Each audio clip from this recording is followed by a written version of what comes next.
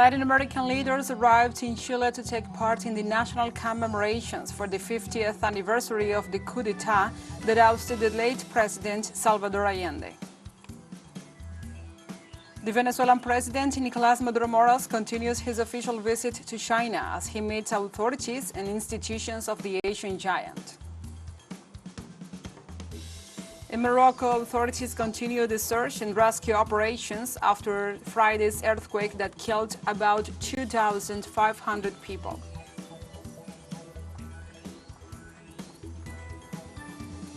Hello, from the headquarters of TeleSUR English in Havana, Cuba. This is From the South. I'm your anchor, Gladys Quesada.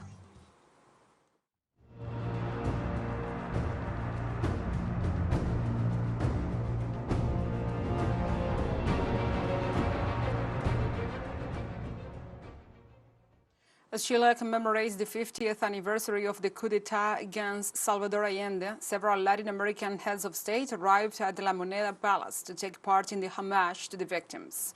President Gabriel Boric, together with the guest heads of state and government, will make a tour of the presidential palace of La Moneda in Santiago, the capital, and then attend to a large citizen event in a square next to the seat of the executive.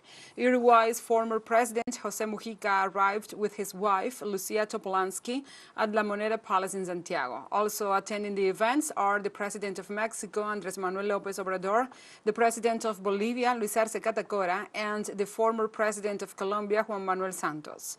The local Ministry of Foreign Affairs indicated in a press release that the Prime Minister of Portugal, Antonio Costa, and the President of the Federal Council of Germany, Peter Schneider, have also confirmed their attendance. This Monday, September 11th, marks 50 years since General Augusto Pinochet perpetrated a coup d'etat against the government of President Salvador Allende, after which he imposed a 17-year-old military dictatorship that left more than 40,000 victims.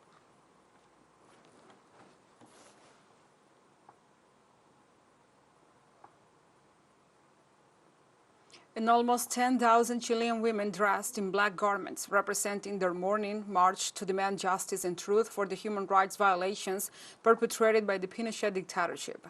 The massive event was carried out as part of the activities commemorating the 50th anniversary of the coup d'etat against the government of President Salvador Allende. The women had planned to walk around the government headquarters, but they were not allowed access to the streets and managed to demonstrate in the esplanade located in between the Palacio de la Moneda and the Alameda. Traditionally, every year on September 11th, the relatives of the disappeared detainees march around La Moneda, but this year the authorities restricted the circulation. The protesters were chanting "Nunca más," which translates as "never again," calling for the non-repetition of the grim chapter of Chile's history.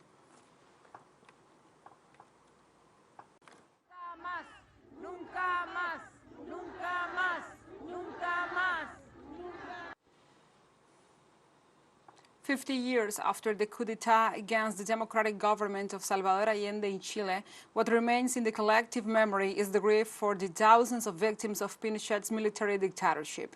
Because of them, and as we join the Chilean cry that this cannot happen again, we share with you a necessary story from Hernán Cafiero.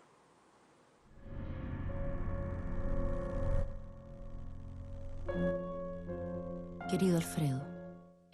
Dear Alfred, this time without you has made me realize that there are days that are maybe so easily forgotten, whereas others will remain in our minds forever. The 18 days that we had the joy to spend with our newborn son will never fade from my mind.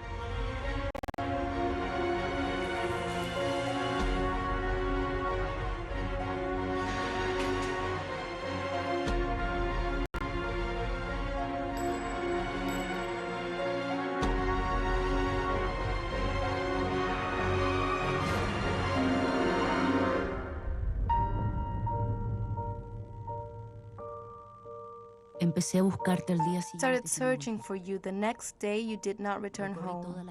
I went to every prison, but I was unable to find you. Where were you? Where did you go? Where did they take you? It was searching for you that I ended up meeting Pepe, a mere journalist that had also lost his girlfriend at the hands of the DINA. He was arrested, with no charges filed against him, but with no set date for his release. And I kept on searching for you, with little Alfred by my side. Pepe and I became close. We gave each other support until one day he asked me to be his girlfriend. But I was still in love with you. However, something made me believe in him and accept his proposal. It was all very confusing, and I couldn't stop thinking about you.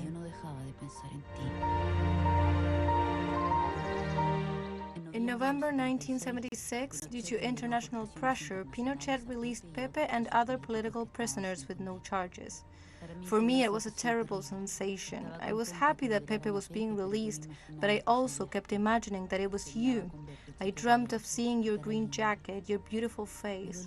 It hurt me deeply when your mother said that you would never forgive me for what I was doing, but I promise you that I thought of you every night. As time went by, I realized that I needed to be with Pepe. I started to observe him, his shirt, his hair, the smell of his skin. But above all, I noticed his love and his support to my little Alfred, our little Alfred.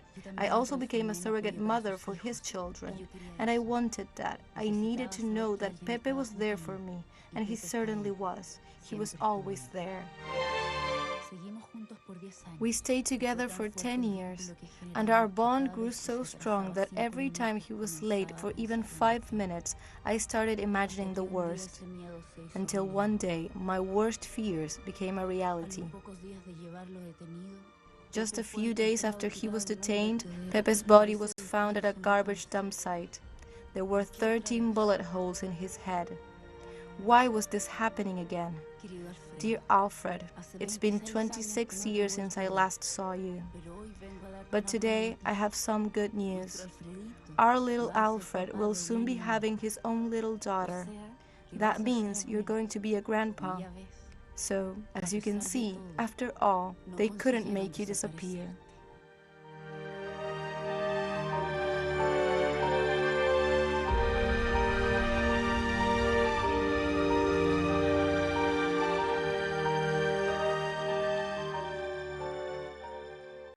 Let's take a short break. But remember, you can join us on TikTok at TeleSUR English, where you will find the news in different formats, news updates, and more.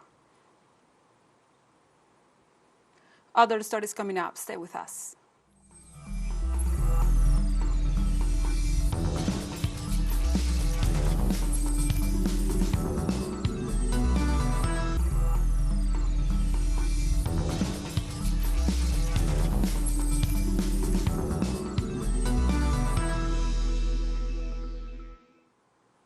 Welcome back. On Monday, the Venezuelan head of state, Nicolás Maduro Moros, held a meeting with Lin Wu, the secretary of the Provincial Committee of the Communist Party of China, the ZPC, of Shandong, and chairman of the Standing Committee of the Provincial People's Congress of that city. The meeting, which took place in the Chinese city of Shandong, was held with the purpose of strengthening strategic cooperation ties under the principles of mutual respect and solidarity, as well as sharing experiences in the political, economic, and social fields.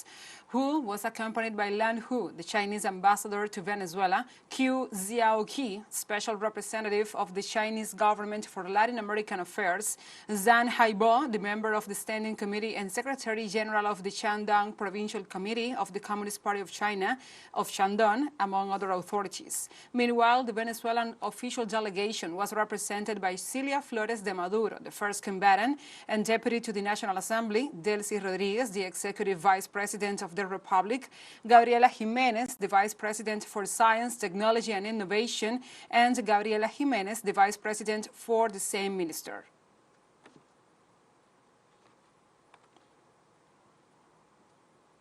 In this context, the Venezuelan president ratified his status as a reliable partner and ally of the BRICS during his visit to the headquarters of the financial entity in the city of Shanghai. During his meeting with the president of the new BRICS Development Bank, Dilma Rousseff, the Venezuelan president stated that he observes with great admiration the whole process of the new world geopolitics. He also expressed his support for the creation of a new financial architecture that would allow transactions with national national currencies and new forms of financing for the development of the countries of the Global South. During the meeting, the Venezuelan president manifested his conviction that the institute is in good hands.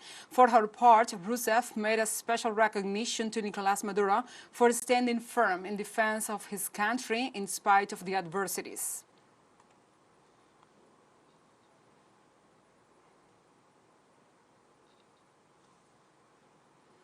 And President Nicolás Maduro Moros declared that the people of China and Venezuela are friends, which share a common destiny in the world to come.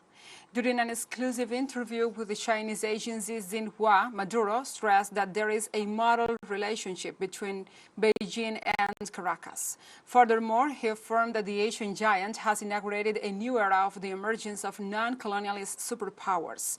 The president stressed that the courage of the Chinese government and the people to denounce the illegal sanctions against Venezuela and highlighted that in spite of the coercive and unilateral measures, the country has shown outstanding economic growth.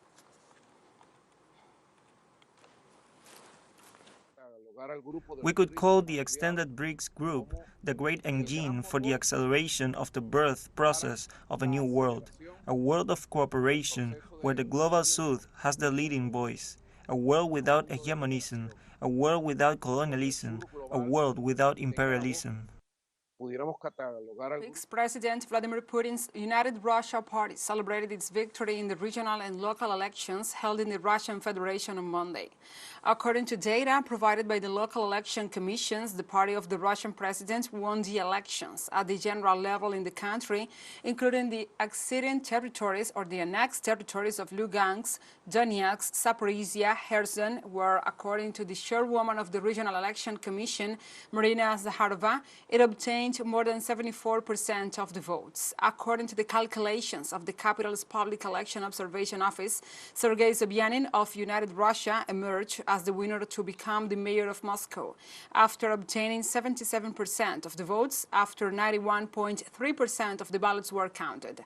Sobyanin thanked Moscovites for their active participation in the elections.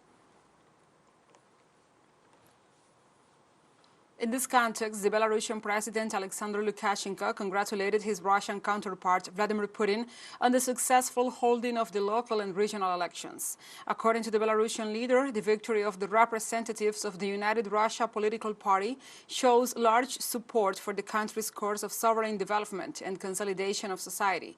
Lukashenko expressed his conviction that the winners of the elections will make a significant contribution to the strengthening of cooperation with Belarus and contribute to the fulfillment of the large-scale plans to increase the strategic partnership between Minsk and Moscow.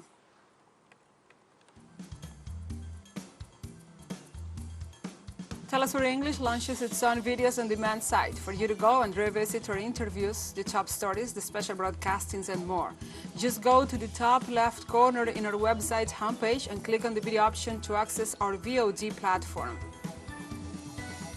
And now we will have a short break. Stay with us.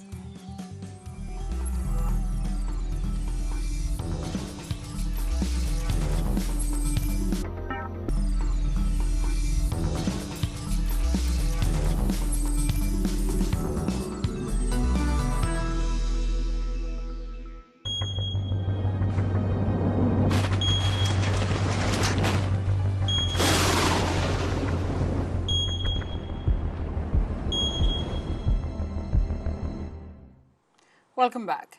In Morocco, the authorities are doubling their efforts to help the victims of the earthquake that killed more than 2,500 people. Moroccan authorities do not rule out that the death toll could increase in the coming hours. Meanwhile, the number of wounded is at 2,476. For the time being, efforts are being stepped up to continue the search and rescue work, while assistance to the affected areas continues. The authorities announced an emergency program to rehabilitate, support, and rebuild the destroyed houses as soon as possible.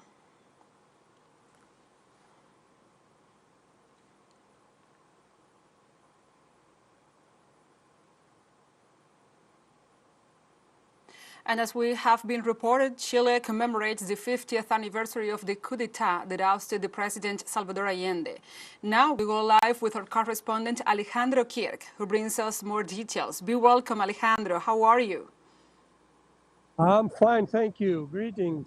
I'm in front of the Supreme Court of Chile, where today, in marking the 50th anniversary of the coup, a group of relatives of missing people during the dictatorship of Augusto Pinochet introduced a accusation demand against Henry Kissinger for being responsible, the last person alive, responsible for the decision taken on September 1970 to overthrow, to prevent Salvador Allende to become president, and then to conspire in order to execute a coup that took place in September 1973.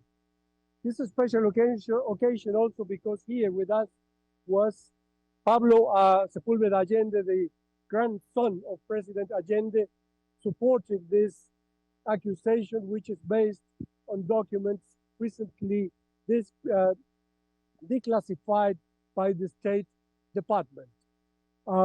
Today is marking the anniversary proper, but there has been activities all over the past week and month, lots of seminars, encounters, meetings, ceremonies, rendering honor to those fallen, to the missing persons who were killed, kidnapped and killed. And also there has been a lot of controversy. Today at the La Moneda Palace, which is the presidential palace here, President Gabriel Boric held a great gathering, a big gathering with all guests coming from several countries. For example, the presidents of Mexico, Andrés Manuel López Obrador, the president of Bolivia, Luis Arce, and many others who have been keen in commemorating this issue, which was at the time and even still now an event of worldwide repercussion. The daughter of Salvador Allende spoke this morning, reminding everybody that all over the world there are hospitals, schools, streets, squares, libraries named after Salvador Allende. I must say, much more than what we have here in his own country, where the opinion is still divided on who was responsible for the coup and whether or not Pinochet committed widespread human rights violations, a genocide, as it has been constantly proved all over again in international stances and also here.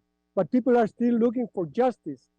Together with the lawyer, human rights lawyer, Hugo Gutierrez, who introduced the accusation, and Pablo Sepúlveda, were the Association of Relatives of Missing Persons who are still seeking justice 50 years after their loved ones were kidnapped and tortured and securely killed by the dictatorship, but whose bodies are not being found. So they are legally still regarded as kidnapped people and not dead. And all they are asking is, the right to have their bodies in order to give them, bury them, and know whatever happened to them.